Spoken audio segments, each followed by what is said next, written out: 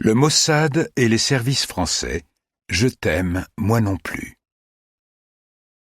Alors que les relations du Mossad avec les services américains traversaient des montagnes russes dans les années 2010, il y avait au moins un partenaire européen dont le Mossad ne pouvait que se féliciter: les services secrets français.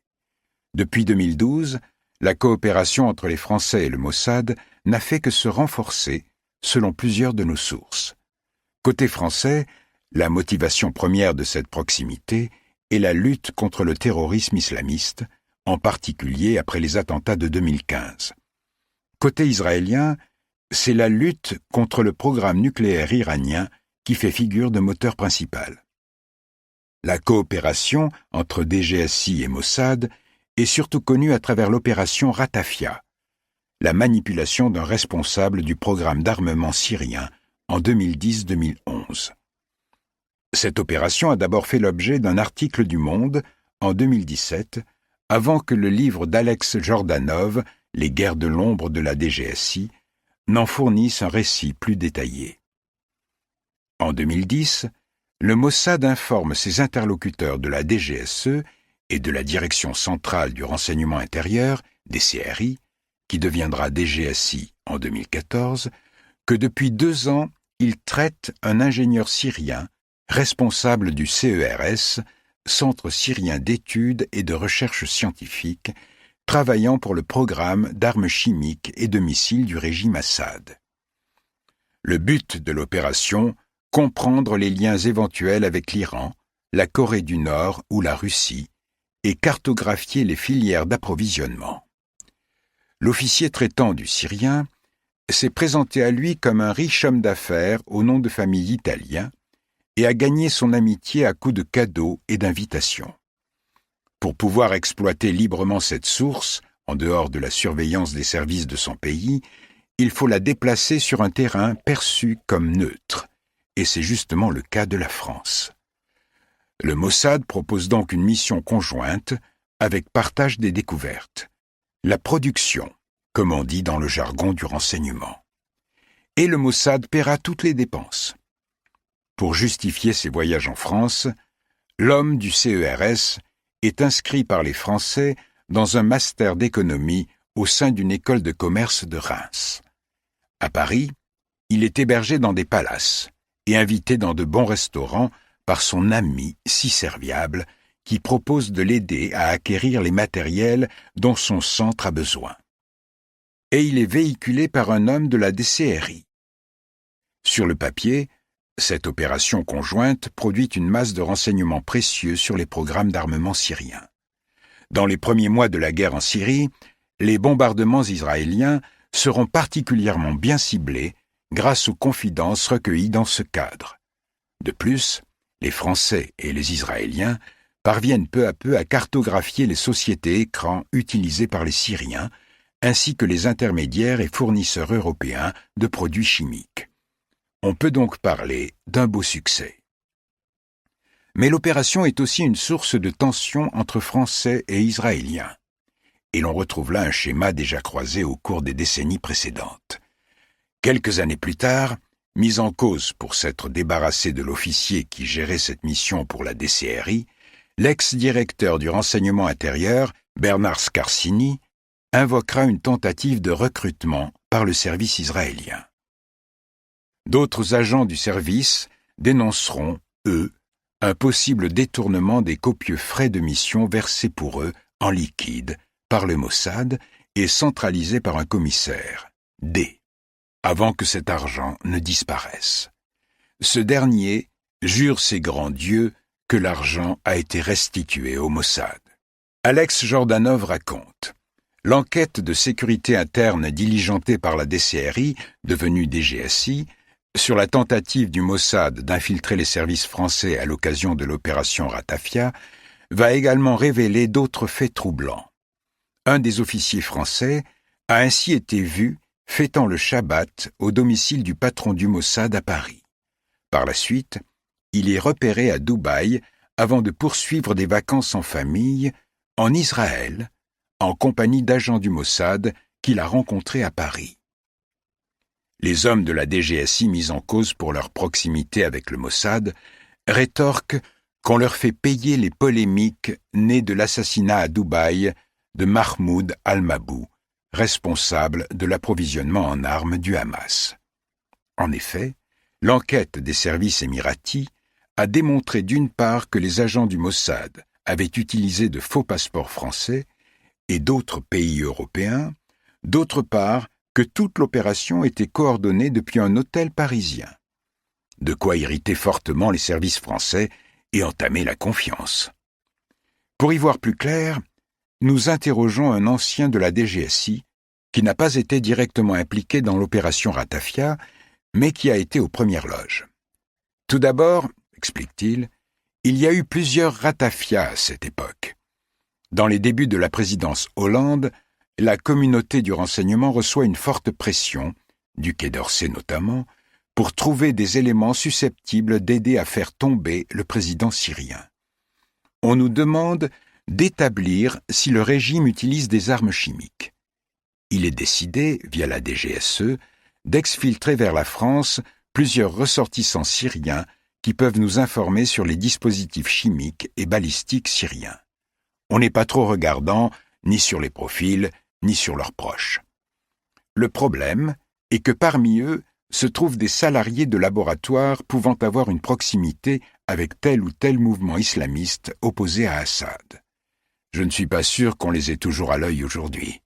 Bref, quand on nous propose l'opération avec les Israéliens, cela s'inscrit parfaitement dans notre orientation générale. De la même manière, il est évident que le Mossad ne s'est pas limité dans le dossier syrien à une collaboration avec les seuls Français. Ainsi, un officier du renseignement syrien qui s'est vu refuser l'asile politique en France parce qu'il aurait commis de graves crimes de guerre, a reçu la protection de l'Autriche avec l'aide d'Israël. C'est ce qu'a révélé en décembre 2020 le journal britannique The Telegraph, qui a déclaré avoir reçu l'information d'une source judiciaire. Le responsable syrien en question s'appelle Khaled al-Alabi, un ancien général de brigade de la direction des renseignements militaires syriens, MID. Il a été à la tête de la MID dans la ville de Raqqa, dans le nord de la Syrie, au cours de la guerre civile syrienne qui a débuté en 2011. Mais en 2013, alors que la guerre civile devenait plus féroce, al-Alabi a fait défection de la Syrie et a emmené sa famille en France, où il a demandé l'asile politique. 2 ans plus tard, al-Alabi a été informé par les autorités françaises que sa demande d'asile politique avait été rejetée en raison de sérieuses inquiétudes quant à son implication dans des actes criminels contre des opposants au régime du président syrien Bachar al-Assad. Cependant, peu après avoir été informé du rejet de sa demande d'asile, M. al-Alabi a mystérieusement disparu de France et n'a plus jamais été revu. Selon The Telegraph, alors qu'il attendait une décision des autorités françaises concernant sa demande d'asile, al-Alabi négociait avec le Mossad. L'agence aurait fait quitter la France à al-Alabi et l'aurait emmené en Autriche. Une fois sur place, al-Alabi a été placé sous la garde de l'Office pour la protection de la Constitution et la lutte contre le terrorisme, BVT, la principale agence de renseignement autrichienne. En décembre 2015, al-Alabi s'est vu accorder l'asile en Autriche, et on pense qu'il vit aujourd'hui à Vienne, dans un appartement de 4 chambres mis à sa disposition par le gouvernement autrichien. La décision du gouvernement autrichien d'accorder l'asile à l'ancien agent d'espionnage syrien a fait les gros titres en Autriche, suscitant une importante controverse. En effet, au moins un procès a été intenté contre lui pour sa participation présumée à des crimes de guerre et à des crimes contre l'humanité pendant la guerre civile syrienne. L'implication du Mossad dans le cas d'al-Alabi n'était pas connue avant fin 2020. Elle pourrait signifier qu'al-Alabi avait établi une relation avec l'agence israélienne avant sa défection de Syrie en 2013. De son côté, al-Alabi nie avoir été impliqué dans des crimes de guerre et des crimes contre l'humanité. Revenons à la DGSI. Notre source se fait plus précise sur les à-côtés de la coopération avec le Mossad. L'équipe du Mossad à Paris est composée, à l'exception du chef, de francophones, parfois franco-israéliens, donc très à l'aise avec les Français, partageant les mêmes références culturelles ou sportives. Ils sont très forts en copinage, notamment avec les jeunes commissaires. Dès qu'ils sentent que c'est possible, ils multiplient les sorties hors cadre, les petits services, les cadeaux. Ils sont doués pour repérer les vulnérabilités et en jouer. D'autant que depuis la création de la DGSI, on a multiplié les recrutements de contractuels qui n'ont parfois pas de formation policière ni au métier du renseignement. D'où une moindre méfiance face aux techniques de recrutement amicales. En 2013 ou 2014, s'est tenue à Luxembourg une réunion des services européens à propos d'un Iranien domicilié dans le Grand-Duché qui était chargé d'acheter des technologies pour le programme nucléaire iranien. En repartant vers la gare après cette réunion, nos deux collègues sont tombés comme par hasard sur nos amis du Mossad qui traînaient par là. Le moins gradé a voulu les éviter, mais son supérieur est allé à leur rencontre et leur a raconté une bonne partie de la réunion. Son subordonné nous a raconté la scène de retour à Paris, très choqué. S'agissait-il d'une connivence purement amicale? Pour l'anecdote, les services américains ont fini par recruter cet Iranien. En 2015 encore, malgré les tensions évoquées, la DGSI collabore sur un autre dossier impliquant le nucléaire iranien, l'accueil d'un scientifique nucléaire russe qui a travaillé sur le programme iranien au début des années 2000. Décidément très fort en animation touristique, le Mossad organise pour lui et son épouse la tournée des châteaux de la Loire, des séjours sur la Côte d'Azur, etc. Cette fois-là, la DGSI se contente de rester en coulisses. Les Israéliens sont seuls à traiter le scientifique. Tous les soirs, les agents du Mossad rendent compte à leurs amis français dans un hôtel parisien. Leur disent-ils tout? On n'est pas forcé de le croire. Les temps changent. Début juillet 2019, lors d'une rare apparition publique à l'université d'Herzliya, Yossi Cohen a déclaré que le Moyen-Orient était en train d'assister à un changement historique d'alliance. De nombreux États arabes formant des pactes tacites avec Israël contre l'Iran et ses mandataires. Dans un discours de 40 minutes, Cohen a déclaré que le Mossad avait identifié le moment présent comme une occasion rare, peut-être la première dans l'histoire du Moyen-Orient, de parvenir à un accord régional qui conduirait à un accord de paix régional inclusif entre Israël et la plupart des pays arabes. Il a justifié son raisonnement en affirmant que nombre d'entre eux se rangent du côté d'Israël pour poursuivre des intérêts communs tels que la lutte contre des rivaux comme l'Iran et le terrorisme djihadiste. Ce tournant se produit alors qu'Israël entretient des relations étroites avec la Maison-Blanche et garde ouverts les canaux de communication avec le Kremlin, a déclaré le chef du Mossad. Selon Cohen, une alliance stratégique avec la majorité des voisins arabes est désormais possible. Cohen a poursuivi en affirmant que le corps des gardiens de la révolution islamique, CGRI, était derrière les récents attentats à la bombe contre des pétroliers commerciaux dans le golfe Persique. Il a déclaré lors de la conférence qu'il pouvait affirmer avec certitude que l'Iran était derrière ces attaques et qu'elles avaient été approuvées par les dirigeants iraniens et exécutées par le corps des gardiens de la révolution islamique.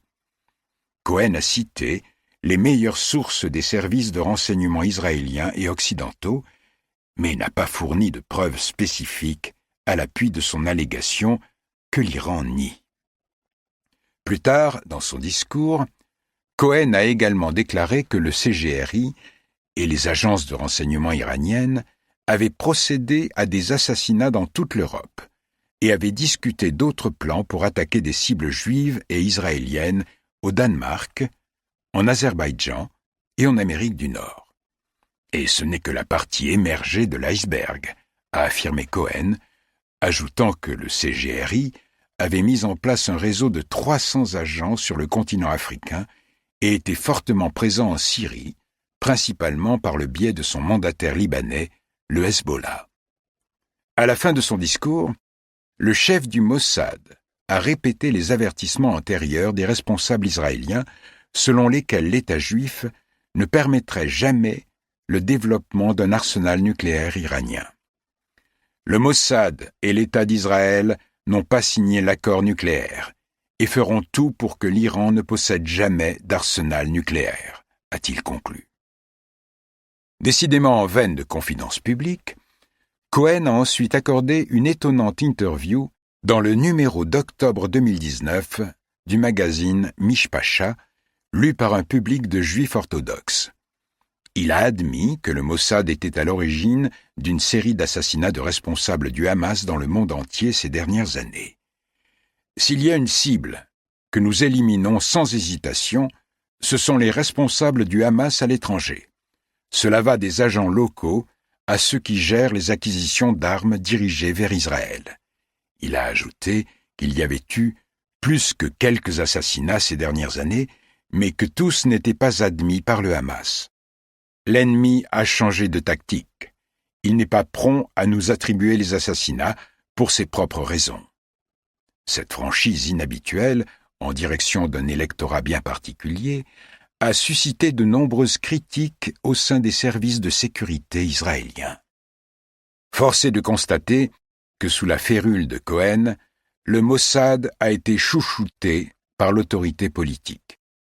Un rapport budgétaire déclassifié, en août 2020, a montré que le service avait bénéficié de fortes augmentations budgétaires depuis 2016. Il est extrêmement rare qu'un document sur les affaires internes du Mossad, y compris son budget, soit mis à la disposition du public. Le rapport montre que le Mossad a dépassé son budget de plus de 50% entre 2016 et 2018. Il cite également des déclarations de Yossi Cohen expliquant que les demandes de fonds supplémentaires sont généralement approuvées par le ministère israélien des Finances sans grande résistance. Les observateurs ont attribué la récente croissance du Mossad à la relation personnelle étroite entre Cohen et son mentor politique, le Premier ministre israélien Benjamin Netanyahou. Le soutien accru du gouvernement a permis à l'agence d'augmenter ses ressources techniques et de renforcer les rangs de ses agents opérationnels qui auraient atteint un nombre record. Mais le rapport du contrôleur d'État critique le Mossad, affirmant qu'il a plaidé en faveur de la croissance sans avoir expliqué en détail comment il entendait utiliser les ressources nouvellement acquises. Le rapport critique également le bureau du Premier ministre et le sous-comité des ministres pour ne pas avoir réussi à limiter les dépenses du Mossad et à s'enquérir en détail de la manière dont l'agence utilise ses fonds. En réponse, le Mossad a publié le communiqué de presse suivant.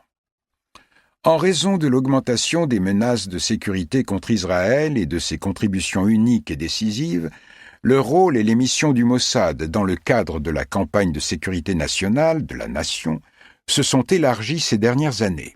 En conséquence, le Mossad a reçu des ressources et des budgets supplémentaires afin d'atteindre ses objectifs et d'agir au plus haut niveau pour préserver la sécurité de l'État.